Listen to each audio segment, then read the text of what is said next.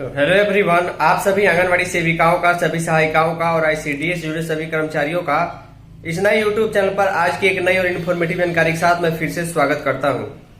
आज यानी कि 14 जून 2026 दिन रविवार के लिए बिहार आंगनवाड़ी के संबंध में जो लेटेस्ट खबर है उसके बारे में हम आपको इस वीडियो में अपडेट देने जा रहे हैं। चाहे वो मानदेय की खबर हो, गोद भराई, अन्नप्राशन, मोबाइल रिचार्ज के पैसे के संबंध में कोई जानकारी हो, नए मोबाइल खरीद के संबंध में कोई जानकारी हो, आईसीडीएस का कोई लेटर हो, किसी प्रकार की समीक्षात्मक बैठक हो, औचक निरीक्षण हो, पोषण ट्रैकर ऐप में कोई काम हो, पोषण ट्रैकर ऐप में कोई नया अपडेट हो, तो इसके रिगार्डिंग जो खबर है हमें बिहार के कटिहार जिले से प्राप्त हुई है, जहां पर आंगनबाड़ी केंद्र के जांच के समय बच्चों की संख्या काफी कम पाई गई है और ग्रामीणों का आरोप है कि सेविका जो है सही से केंद्र नहीं चलाती है।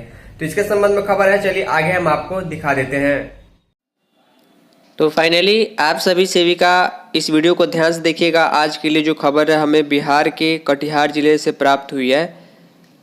लिखा गया है कि आंगनवाड़ी केंद्र में 4 बच्चे उपस्थित मिले हैं और केंद्र संख्या 12 से सेविका जो है वो गायब रहती है। आखिर ऐसे क्या है, बच्चों की संख्या इतनी कम क्यों है? यहाँ पर देख पा रहे हैं 4 की संख्या में बच्चे मौजूद हैं।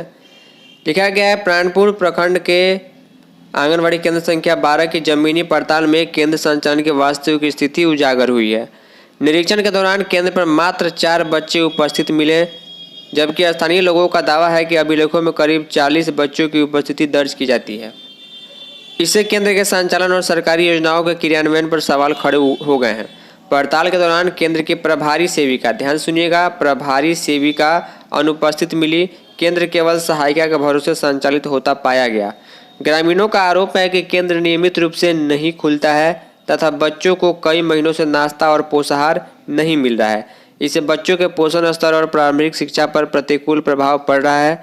ग्रामीणों ने बताया कि केंद्र संख्या 12 की मूल सेविका के निधन के बाद केंद्र संख्या 97 की सेविका को अतिरिक्त प्रभार दिया गया। देखिए, इस प्रकार के कई जगह देखने सुनने को मिलता है कि एक केंद्र की सेविका को उसके नज़दीक के दूसरे केंद्र का भी प्रभार दिया जाता है, जिम्मेवारी दी जाती है कि कम से कम लाभुकों का जो टीएचआर है, बच्चों का जो राशन है, जो पोषाहार है वो बाधित नहीं हो। सहायिका इसको मैनेज करती है और सेविका की जिम्मेवारी दोनों केंद्रों पर होती है। तो इसको लेकर यहाँ पर कहीं ना कहीं सेविका अनुपस्थित हुई होगी, क्योंकि अतिरिक्त प्रभार नज़दीकी आंगनबाड़ी केंद्र की सेविका को दिया गया है। ग्रामीणों का कहना है कि अतिरिक्त जिम्मेवारी मिलने के बावजूद वह केंद्र से शायद ही कभी पहुँचती है।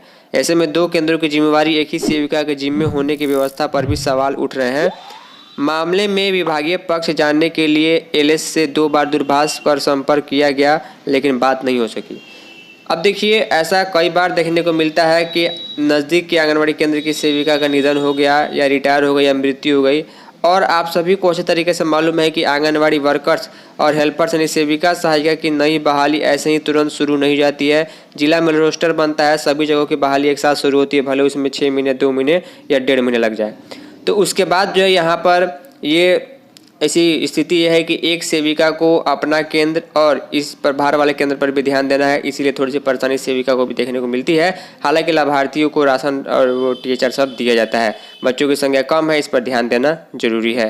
उम्मीद करूंगा कि आपको चीज़ें समझ में आई होंगी। इस वीडियो में इतना ही, धन्यवाद।